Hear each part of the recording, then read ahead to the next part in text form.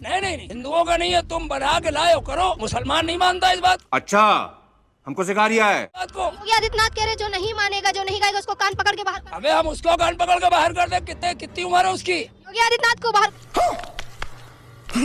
क्यों? कहाँ से आया वो? कहाँ से आया मैं पूछ रहा हूँ। साहब कह रहे योगी आदित्यनाथ के कान पकड़ के बाहर कर। मेरी उम्र 71 साल की है, हमसे छोटा है या बड़ा है वो? आपसे क्यों? सूबे के मुख्यमंत्री। अरे सूबे के मुख्यमंत्री है, हिंदू मुस्लिम कर करके बनाया है। हाँ। और अभी तो रुको, क्लाइमैक्स अभी बाकी है। कैमरा माइक नहीं पकड़ सकते आप, कौन कैमरा? वंदे मातरम क्यों नहीं बोल रहे भाई? आप कौन होते हैं रोकने वाले कि हम यहाँ? योगी जी, आप हमें रोकने वाले? हम रोक नहीं रहे। क्यों कह रहे कि हम हिंदू मुसलमान कर रहे हैं? हम यहाँ जनता से राय लेने आए हैं। ऐसी राय नहीं ले सकते कि मुख्यमंत्री कौन बनेगा। कह देंगे अरे कहना क्या चाहते हो? क्या चल आदित्यनाथ सदन के अंदर से बोल रहे कि जो लोग वंदे मातरम नहीं करेंगे उनके कान पकड़ के बाहर निकाल। तो वो निकाल दें। अच्छा, आप लोगों को निकाल दे यूपी से? निकाल देंगे। क्यों, उन्हीं का यूपी है क्या या उनका हिंदुस्तान है? अभी मजा आएगा ना भिड़ो। दोस्तों फिर से आ गया मैं एक नया वीडियो लेकर। दोस्तों इस वीडियो में आप लोग देखिए किस तरीके से महिला पत्रकार अंकल से जबरदस्ती कह रही है कि वंदे मातरम बोलिए, लेकिन अंकल वंदे मातरम को लेकर इनकार कर देते हैं। तो किस तरीके से ये महिला और योगी जी का सहारा लेकर कहती है कि योगी जी जिस तरीके से कह रहे हैं सबको बाहर निकाल देंगे। तो वहीं पर इस भाई से भी इस महिला ने आज ऐसा सवाल किया, लेकिन इस भाई ने इनकार कर दिया। पत्रकार को ये नहीं समझ में आ रहा है कि आखिरकार हमारे देश की जनता को ऐसा क्या चाहिए जो इनको वंदे मातरम बोलने से इनका रोजगार चल जाएगा। ऐसा कुछ किस तरीके से भाई भड़क जाता है इस पत्रकार के ऊपर। इस वीडियो को आप लोग देखिएगा तो आप लोग को समझ में आएगा। वहीं पर इस भाई ने जिस तरीके से कहा कि मैं एक ब्राह्मण हूँ, लेकिन जिस तरीके से ब्राह्मण लोग आए दिन दलित के साथ गलत करते रहते हैं, ऐसे ब्राह्मण के ऊपर कलंक है सब लोग। आइए इस वीडियो को देखते हैं। तो चलिए वीडियो को शुरू करते हैं। सुनिए तो, क्योंकि आपके धर्म में लोग बोलते हैं कि हमारे मना किया गया है कि नहीं बोलना है। बोलता है या आप बोलिए, आपने बोला अपने मुंह से।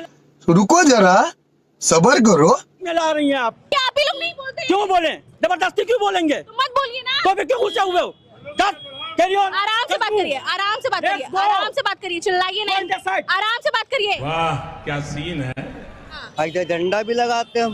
हाँ, झंडा लगाते हैं। हाँ लगाते झंडा। अच्छा, लेकिन कुछ लोग वहीं पे हैं, क्यों नहीं बोलते वंदे मातरम? अब उनकी इच्छा, वो नहीं बोल रहे हैं। कैसे बात तो सही है। क्या कर रहे, कैसे क्या नहीं कर रहे। हाँ, लेकिन आप जो लोग नहीं बोलेंगे उनको दंड भी मिलेगा, उनके लिए दंड भी तैयार है। लेकिन अभी वो आया नहीं है कि क्या दंड मिलेगा, लेकिन अब दंड भी मिलेगा अगर आप खड़े नहीं होते हो, बोलते नहीं हो वंदे मातरम के दौरान। क्योंकि कुछ लोग बोलते अपने मुंह से निकालते भी नहीं थे शब्द भी, लेकिन खड़े भी नहीं होते थे।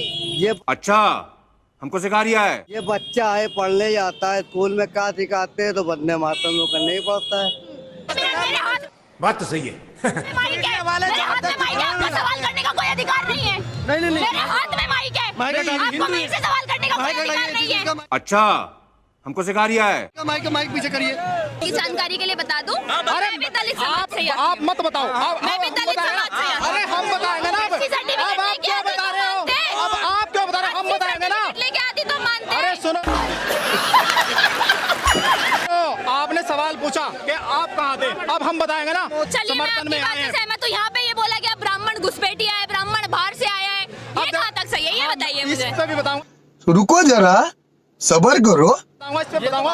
ये लोग हम लोग नहीं कह रहे हैं, ये लोग तो डीएनए में साबित हुआ है। अच्छा। ये तो डीएनए में साबित हुआ है, टाइम मैगजीन तक आया है। देखे जात पात की विदाई तो आप लोग करोगे, हमारे लोगों तो खाट पर बैठने नहीं दिया जाता है, पानी पीने तक का अधिकार नहीं दिया। पंकज बोध ने ये मुँह से रखी है ना, तो जाति बात तो वो लोग खत्म करें। मैं हिंदू नहीं हूँ। मैं खुद ब्राह्मण हूँ। सुनो, आ जाओ, भाग क्यों नहीं हो? इनके बाप दादाओं ने पूरे समाज को कुछ नहीं करने दिया, तो ये कर रही है। इनको आज भी डर लगता है कि भैया किसी को पानी मिल रहा है। इनके बाप दादाओं ने मटके नहीं छूने दिए, आज ये समझ में आती है इन्हें। बात तो सही है। अरे हम है ना ब्राह्मण, बताइए किससे बात करनी है? कौन है आप? क्या गोत्र है तुम्हारा? बताओ, क्या गोत्र है तुम्हारा? बताओ, गोत्र बताओ, शासन बताओ, शांडिल्य शासन बताओ, क्या है शासन बताओ। या कुछ न कुछ तो गड़बड़ जरूर है। पूरे समाज को जो भी जरूरत है उसे रिजर्वेशन मिलना चाहिए, यूजीसी रेगुलेशन होना चाहिए, हर विश्वविद्यालय में होना चाहिए, और ऐसे ब्राह्मणों को जूते मार के निकालना चाहिए।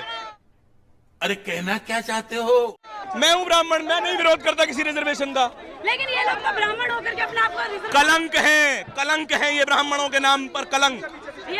जोर जोर से बोल के लोगों को स्कीमें बता दे। इसके अलावा कुछ नहीं है ये लोग। जाति का बता करके नहीं है आपके साथ। अरे मेरे माथे पे ठप्पा है या आपके माथे पे ठप्पा है? इनके माथे पे ठप्पा था। इसकी गारंटी मैं नहीं दे सकता।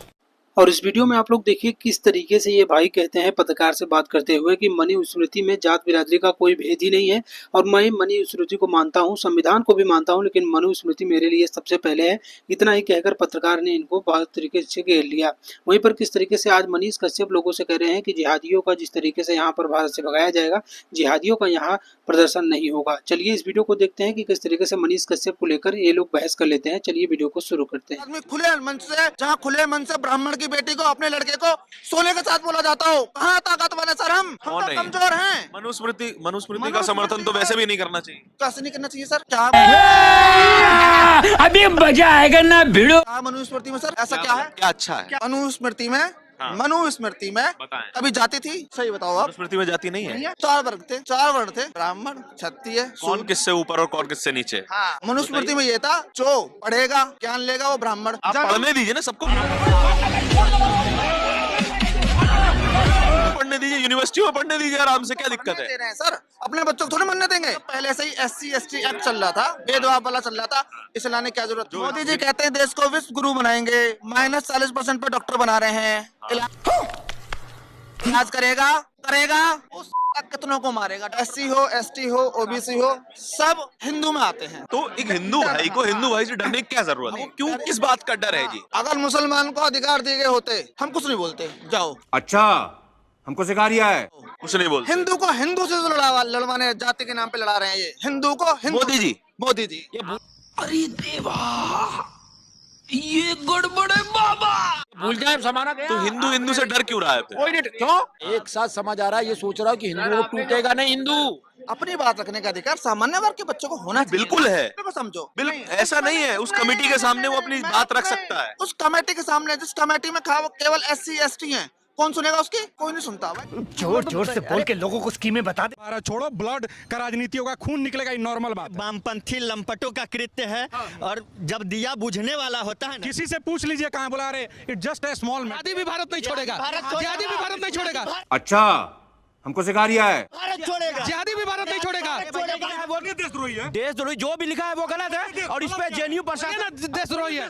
उन बनिया के टैक्स के पैसे से जो JNU में बच्चे पढ़ते का अधिकार नहीं है, जिहादी तत्वों का नहीं है। यार कुछ न कुछ तो गड़बड़ जरूर है। देशद्रोहियों का नहीं है। जब कैमरा JNU में लगाया जा रहा था, इन्हीं वामपंथी लंपटों ने विरोध किया। ट्रैफिक नियम नहीं टूट जाए इसके लिए CCTV है। देश टूट जाए उसके लिए कोई दिक्कत नहीं। बयान बात तो सही है। था शर्जील इमाम का, अरे जो शर्जील इमाम का बयान था, शर्जील इमाम गलत है कि नहीं? मनीष जी ये बात